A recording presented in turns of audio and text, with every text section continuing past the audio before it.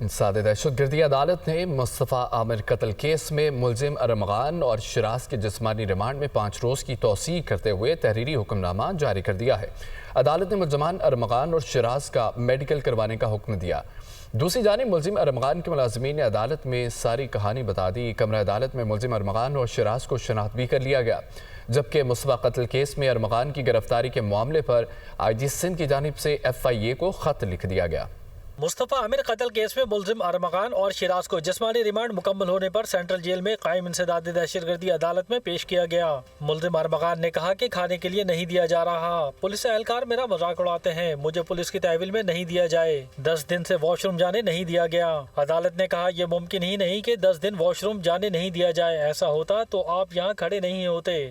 تفتیشی افسر نے عدالت کو بتایا کہ ملزم ارمغان کے گھر سے جس لڑکی کے خون کے نمونے ملے تھے اس کو ٹریس کر لیا ہے۔ انسداد دہشت گردی عدالت نے مصطفیٰ عامر قتل کیس کا تحریری حکم نامہ جاری کر دیا۔ دوسری جانب جوڈیشل مجسٹریٹ جنوبی کی عدالت میں مصطفیٰ عامر قتل کیس میں ملزم ارمغان کے ملازمین غلام مصطفیٰ اور زہیب کے 164 کے بیان ریکارڈ کر لیے گئے۔ دونوں گواہان نے ملزم ارمغان اور شراز کو شناخت کر لیا۔